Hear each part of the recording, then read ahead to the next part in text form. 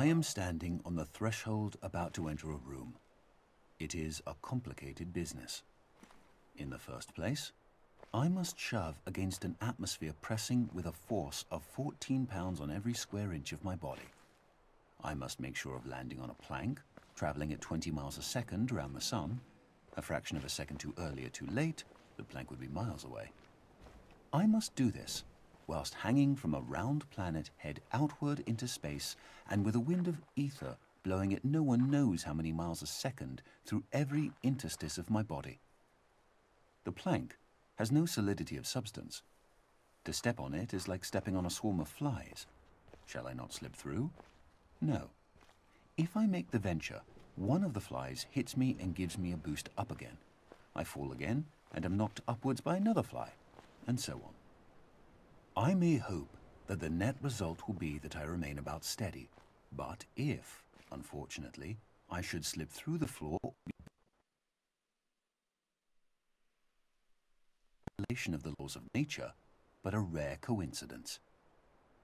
These are some of the minor difficulties. I ought really to look at the problem four-dimensionally as concerning the intersection of my world line with that of the plank. Then again, it is necessary to determine in which direction the entropy of the world is increasing in order to make sure that my passage over the threshold is an entrance, not an exit. Verily, it is easier for a camel to pass through the eye of a needle than for a scientific man to pass through a door. And whether the door be barn door or church door, it might be wiser that he should consent to be an ordinary man and walk in, rather than wait till all the difficulties involved in a really scientific ingress are resolved. Arthur Eddington, 1927.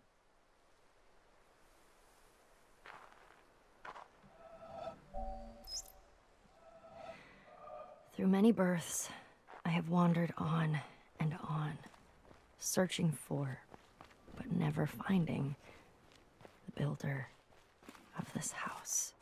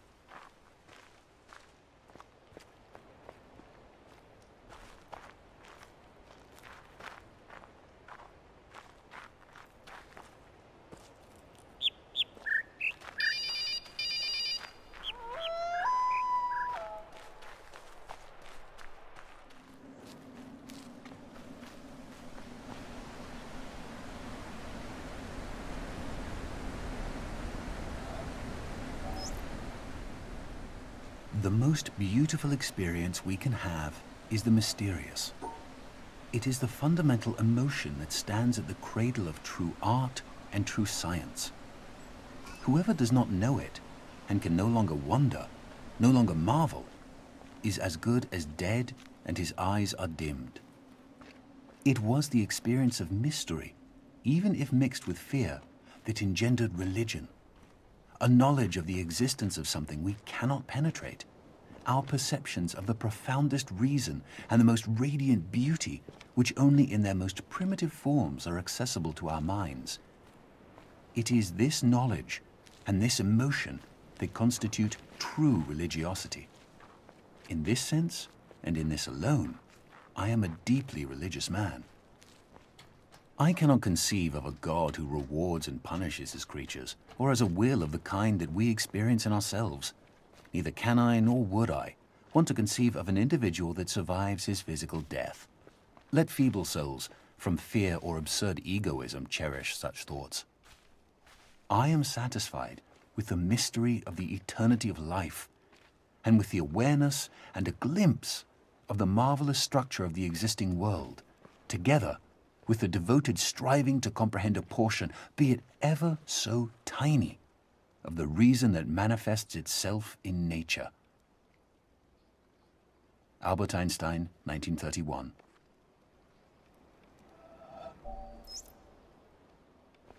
We have two kinds of knowledge which I call symbolic and intimate.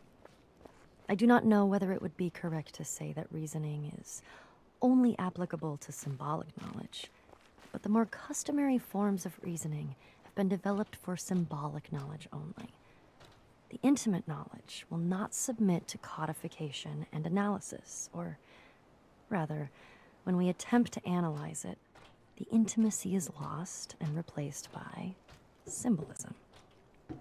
For an illustration, let us consider humor. I suppose that humor can be analyzed to some extent and the essential ingredients of the different kinds of wit classified. Suppose that we are offered an alleged joke. We subject it to scientific analysis as we would a chemical salt of doubtful nature, and perhaps after careful consideration, we are able to confirm that it really and truly is a joke. Logically, I suppose, our next procedure would be to laugh. But it may certainly be predicted that as the result of this scrutiny, we shall have lost all inclination we ever had to laugh at it. It simply does not do to expose the workings of a joke.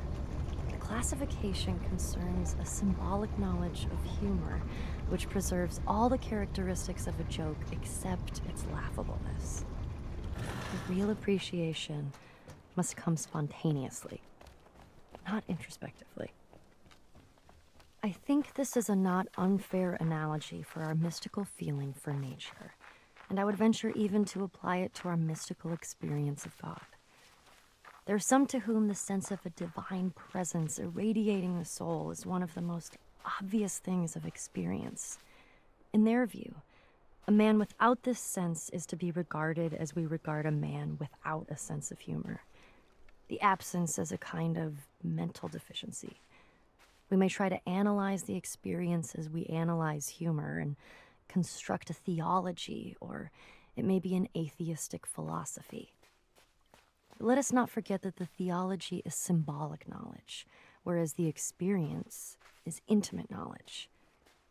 And as laughter cannot be compelled by the scientific exposition of the structure of a joke, so a philosophic discussion of the attributes of God, or an impersonal substitute, is likely to miss the intimate response of the spirit, which is the central point of the religious experience.